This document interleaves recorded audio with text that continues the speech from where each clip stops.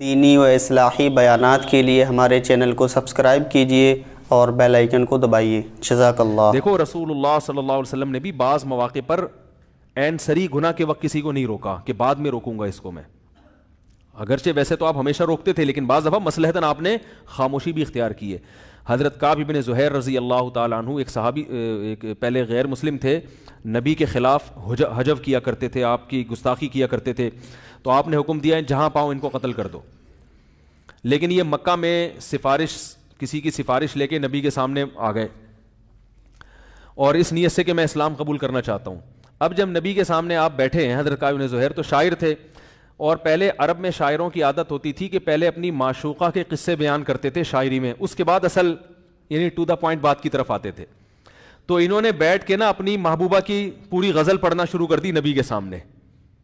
اب بظاہر یہ نبی کے مجلس کے وقار کے بالکل بولو بھائی خلاف ہے کہ بھائی نبی کے سامنے بیٹھے اور نیت بھی کیا ہے کہ میں کلمہ پڑھ کے اسلام قبول کرنا چاہتا ہوں، تو کلمہ پڑھو، پہلے پوری غزل شروع کر دی۔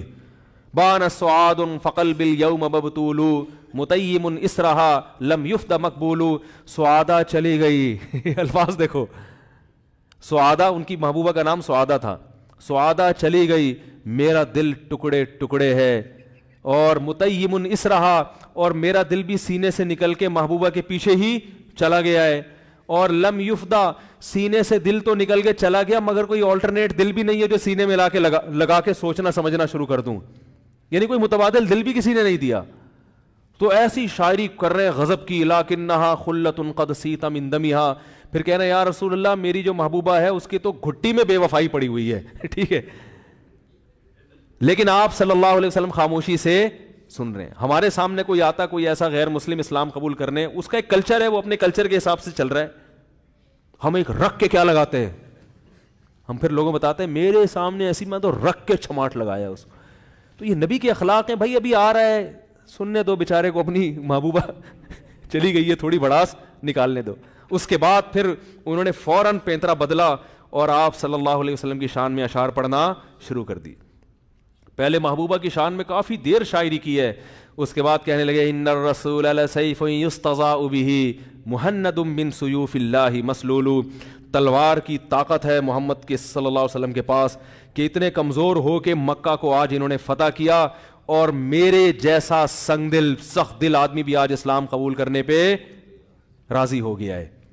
پھر کہا کہ مسلول محمد صلی اللہ علیہ وسلم کی جو تلوار ہے وہ نیام سے نکلی ہوئی، محمد صلی اللہ علیہ وسلم خود ایک تلوار ہیں جو نیام سے نکلی ہوئی تلوار ہیں، اور ہندی تلوار اس زمانے میں ہندوستان کی تلواریں بڑی مشہور تھیں۔ اور پھر انہوں نے نبی صلی اللہ علیہ وسلم کی شان میں یہاں سے اشعار کہنا شروع کیے۔ نبی کو اتنا جوش آیا آپ صلی اللہ علیہ وسلم کو ان کی یہ شاعری سن کے، اپنی چادر اتار کے آپ نے فوراً اسی وقت ان کو ہدیہ دے دی۔ ہمارے فرمایا کرتے تھے آپ صلی اللہ علیہ وسلم تین چار کپڑے پہننے کا رواج نہیں تھا، ایک ازار اور ایک اوپر چادر، وہی جو آپ کے جسد اطہر پہ چادر تھی نا وہی اتار کے آپ نے ان کو ہدیہ دی۔ تھوڑی دیر پہلے حکم تھا کہ جہاں پاؤ سر قلم کر دو، کیونکہ انہوں نے میرے خلاف اتنی شاعری کی ہے، اتنا دل نبی کا دکھایا کہ آپ اس غضب میں تھے کہ جہاں پاؤ قتل کر دو، لیکن وہ بڑی سیاست سے کسی طرح حضرت ابو بکر کو سفارشی بنا کے آئے۔ ہمارے فرماتے تھے اگر حضرت عمر کو بناتے وہی ڈیلیٹ ہو جاتے کیا خیال ہے؟ تو یہ بھی اسٹائل ہے، بعض علماء جلالی ہوتے ہیں، بعض جمالی ہوتے ہیں، ان کی طبیعت میں جمال ہے۔ ہمارے خطبہ میں، ہمارے ہی اکابر میں بعض علماء جلالی بھی ہیں، وہ حکومت کو برا بلا بھی کہتے ہیں، وہ سامنے بیٹھ کے بولتے ہیں تم غلط کر رہے ہو، وہ بھی ٹھیک ہیں، سمجھ میں آ رہی ہے بات، وہ بھی ٹھیک ہیں، یہ بھی اسٹائل ہے۔ اور بعض میں کیا ہوتا ہے، جمال ہوتا ہے۔ موسیٰ علیہ السلام جلالی تھے، جب پھڈا چھڑوانے کے لیے گئے ہیں تھپڑ لگایا ہے، چھوڑو، یہ جلال ہے۔ تو اللہ نے علماء کو مختلف طبیعتیں دی ہیں، کسی کو اللہ نے جلال والا بنائے، غضب والا، تاکہ لوگ تھوڑا ڈریں بھی۔ ہمارے حضرت میں بڑا جلال تھا، بغیر داڑھی والا حضرت کے قریب کھڑے ہو کر نماز نہیں پڑھتا، ایسا دیکھ لیں گے پتہ نہیں، اور ایسا ان کی حضرت نے کی آنکھوں میں اللہ نے روب رکھا تھا، لوگ جب پاس بیٹھتے تھے تو گھبرا جائے، وہ تو حضرت پھر بہت میٹھے لہجے میں بات کرتے تھے تو سامنے والے پر تھوڑا سا وہ اس میں آتا تھا سکون میں۔